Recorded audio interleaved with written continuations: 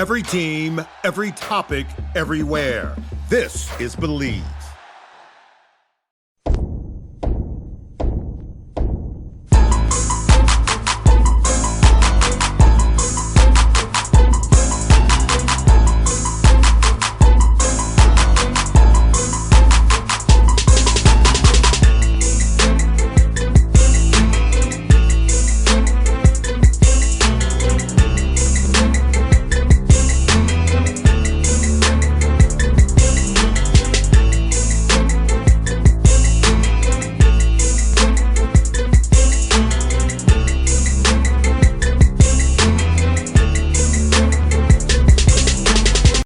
Folks, back on the Bossman show. New coach of George Mason, Tony Skinn, going back to his alma mater he played at. Brother Tony, how you doing, man? I'm doing great, man. Doing good. Just another day in Fairfax, man. Doing well. I hear that, man. And man, how does it feel to be back home, man? You know, you played there. Before you went to play ball over in Europe there, man. So how does it feel coming back after 17 years, man, back where you played, where you got kind of grew as a man into? Yeah, it's it's an unbelievable feeling. I've been here now 2 months plus, and I'm still every day I wake up, I'm like, man, I can't believe I got this job. I actually found a picture that I tweeted earlier today. I found a picture of me literally when I was a baby here, and Wow. it just kind of took it back, man, because again, when I first arrived on this campus in 2004, I really didn't have any type of idea what was in store for me, man. And so to see that full circle 17 years later, man, it's an honor, it's a blessing, and I'm just living in the moment. I hear that, Tony, man. Let me ask you this, man. What made you want to get into coaching? My dad's a coach. He's 84 years old in August, man. He still has his legal pads out, taking notes. We watch games. So he's talking about, side pick and roll, drop coverage. 84 years old, he's still out of people too, Tony. So what made you want to get into coaching, man? I know my dad said he wanted to help young men in Atlanta and help grow young men into successful guys in society. So what kind of got you want to get into coaching after your career playing? What's crazy is that the honest truth is I didn't have a plan to get into coaching. I was very, very fortunate going into my 8th year as a professional.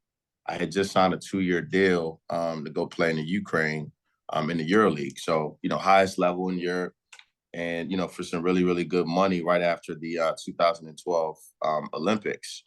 And my career was just right there where, you play another 4 or 5 years at that level, make that type of money, you really can transition into kind of whatever you want. But I ended up getting hurt 3 weeks later after signing that contract in the Olympics. And it was a major, major injury that I really just couldn't transition from. But through my rehab, I just kind of started volunteering, at a high school, then also AAU-wise.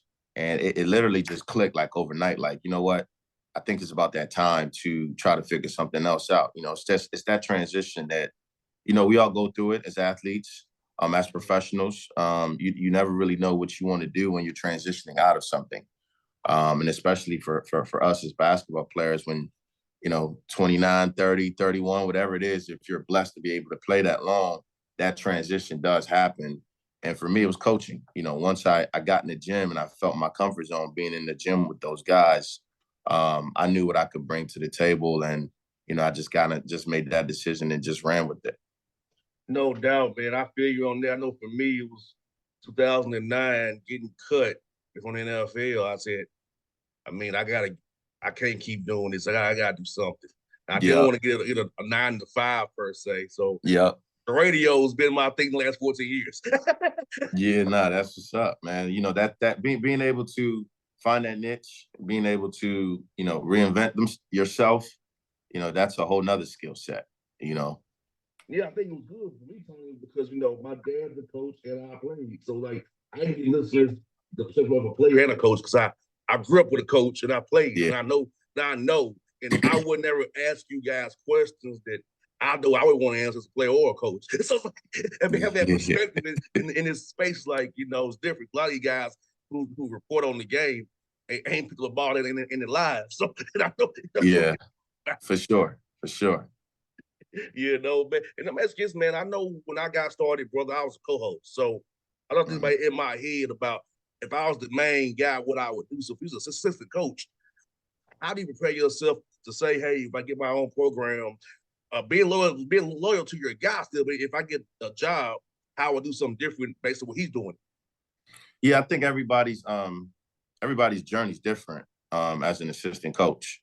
You know, some people work in certain places and are assistants, and they're just not given uh, certain roles. They're not given certain responsibilities. They don't have autonomy.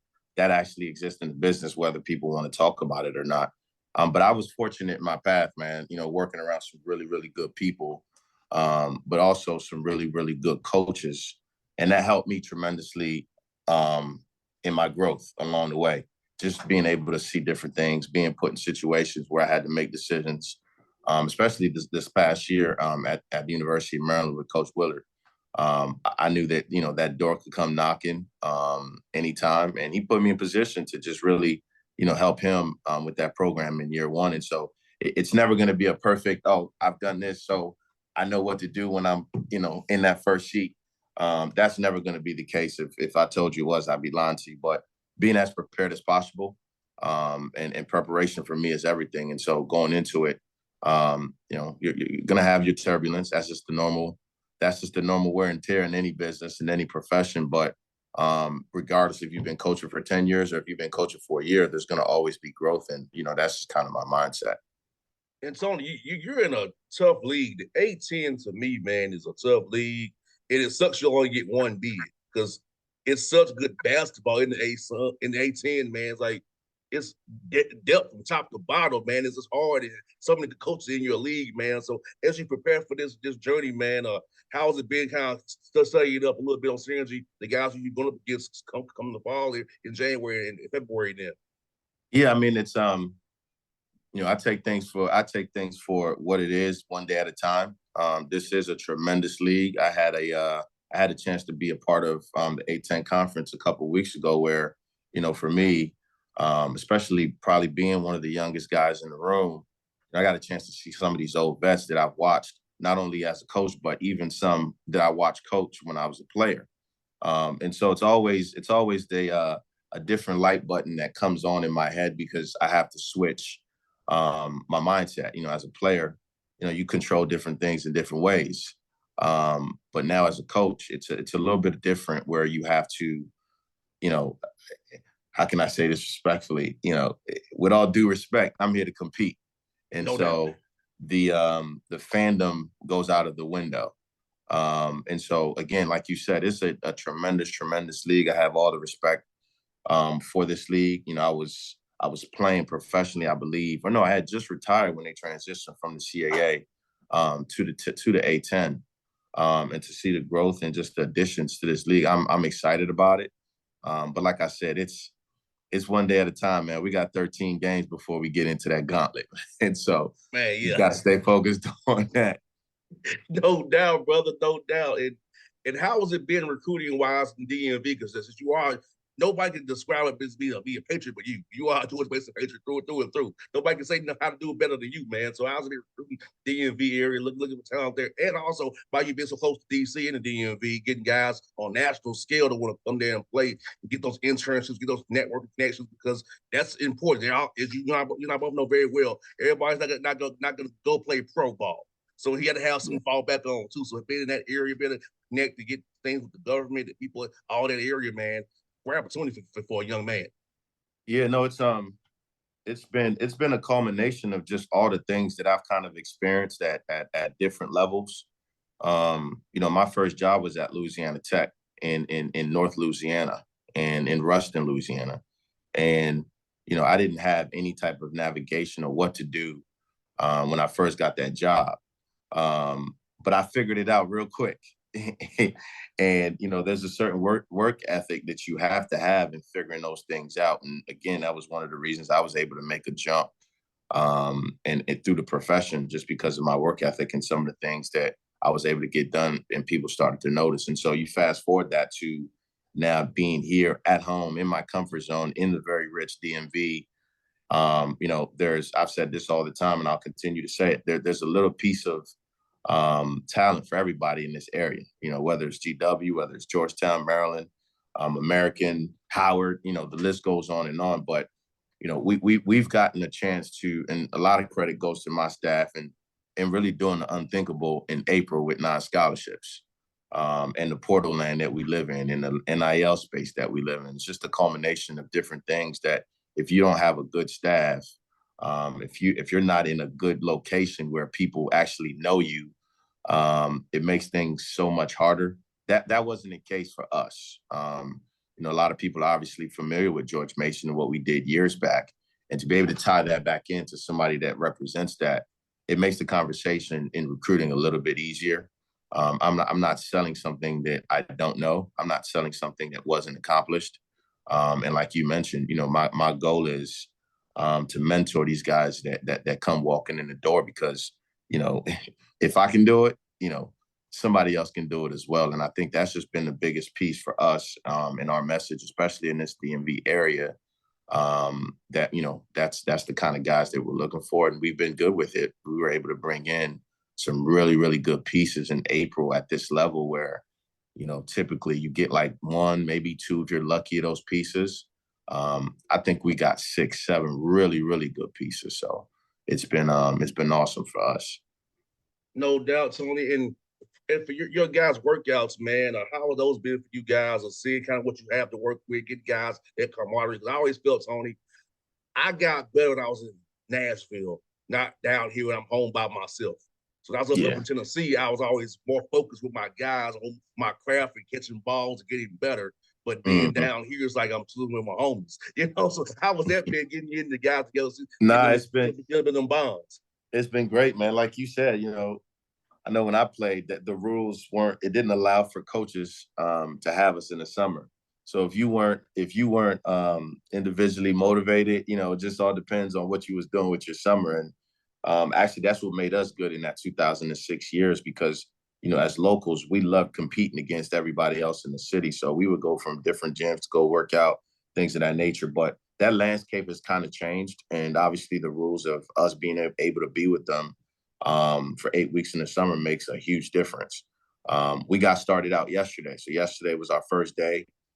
Monday was our first day. And we've gone 2 days straight. They have a day off today. On Wednesday, we'll go again tomorrow, and then we'll do some conditioning on Friday. But the first 2 days has been awesome. Guys are out of shape as they should be this time of the year. But getting a chance to get in the gym and just, that's church for us. I'm going to be big on individual work and, got a chance to see, different guys for the first time outside of, obviously what we watched on film because we have all basically, with the exception of Austin Ball, we all have transfers and returners. So I haven't had a chance to really see each guy in their element, but we've had that in the last 48 hours and it's been cool. We've had some fun and we're just going to continuously to use that time to just get better and learn, kind of our system and who we are. No doubt. And for scheduling wise, being the A10, how was it trying to do a non-conference schedule, trying to get guys to come play Trail Place, not be on the road so much? I don't know if they make too many money games per se, but how was that being trying to make the schedule? I know a lot of probably done for you this year at least, but how's it been trying to schedule down the road? Yeah, scheduling it's complicated, man, because I've been on the other side of it. I spent the last 2 years in the Big Ten, and prior to that, for 3 years, I was in the Big East. And so I understand the value of bye games. I understand being, right in the middle, which I think we are. And the truth of the matter is, the more additions we keep adding to our roster, the less, phone calls that are being returned. You know what I mean? So no doubt. It's definitely a day-to-day, credit goes out to Mark, who's kind of handling our schedule, my director of operations. But it's coming along. We're probably 2 or 3 games away from finishing our schedule.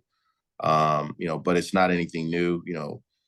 Pretty much everybody at this level in this league goes through the same thing, man. You're trying to get some competitive guys to come on your floor. but then you're also trying to challenge your team as well to go on the road. I would say that locally, the one thing that I'd love to see, and again, this is unfair because I was on the other side of it, and my thought process might have been a little bit different, but I would love to see some some local competition. Let's just say that. Yeah, no doubt. I could see like I have at the Capital One Center, a day of just 4 games of DMV teams, which a lot You of them. sound like a DMV guy because something like that did exist back when I played in 2005 and 6. It was called the BB&T Classic. And what it was it was just a combination of all the local schools, regardless of the level. We all played 2 games in those 2 or 3 days, and it was really competitive. It brought the city out, and I'd love to go back to that, but who am I? Who am I to say that as a first-year coach, man? Well, I'm trying to do a MTE here in Atlanta, so I'm kind of in that Okay. space myself already. I'm trying to do MT down here for maybe we can get Clark to play Tennessee State, my alma mater, or Morehouse. So I'm trying to do some things around MTEs in Atlanta. So my mind kind of goes there. Like, why can't we have Georgia State, Kennesaw State play and Mercer? So yeah, that's always in my mind. So when you said it, I'm like, yes, it makes sense to me, but I know Yeah. how some people are about not wanting to lose games to certain people on a neutral slight. I Yeah. know that too. That's been Yeah. something I've been told. Well, we play them there, they have a chance to beat us. Play, compete. Yeah, yeah. I wish it was a simple solution, man. But I've been on both sides of it, and our goal is to just get as many competitive games as we can get, and whoever wants to play us, that's just kind of where the ball drops. No doubt, man. I'm asking you, brother. Last one I got for you, Atlanta. What is your favorite thing about coming to Atlanta? And also, talk about the talent here in Atlanta for recruiting wise. There's a lot of talent here in my backyard. Talk about the city of Atlanta in general, how much you like it, and talent here for you guys to kind of pluck from and pick from. Yeah, no, I think Atlanta's a major hub, and I think Atlanta's a city where just like the DMV, you have a lot of people that come through the DMV to recruit guys. I think Atlanta's right up that same conversation. Like I said, I spent my first 3 years at Louisiana Tech, and when you're at a mid major like that, where you're driving everywhere, you got to be able to find like that major city that you can get you get some stuff done at. And fortunately for me, I was able to build some relationships in Atlanta, and so Atlanta actually became, so you can say my bread and butter outside of the DMV.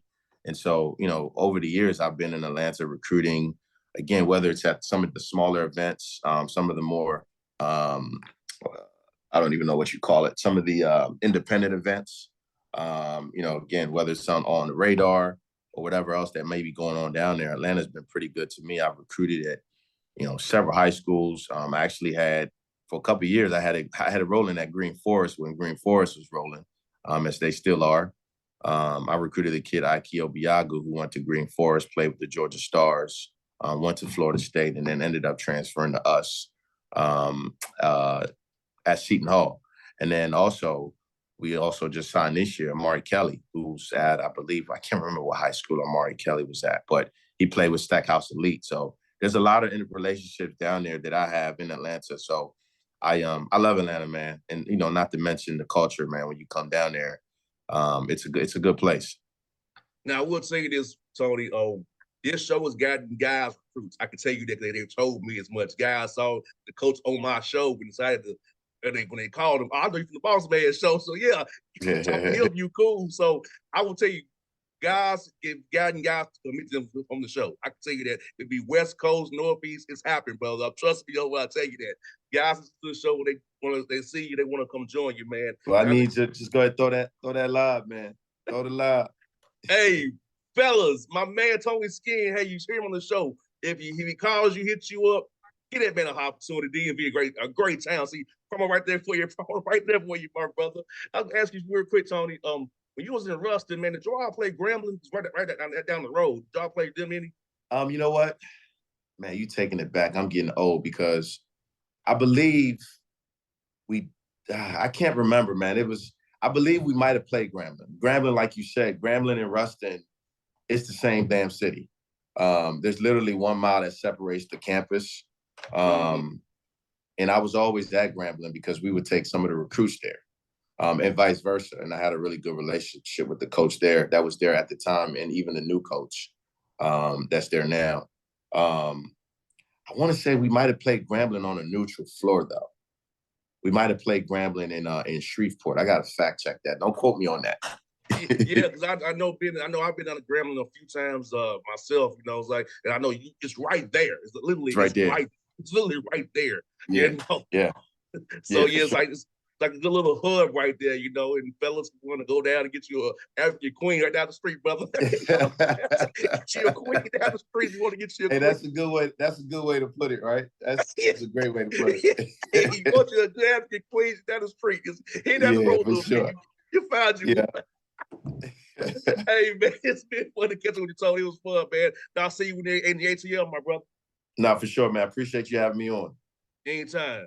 All right.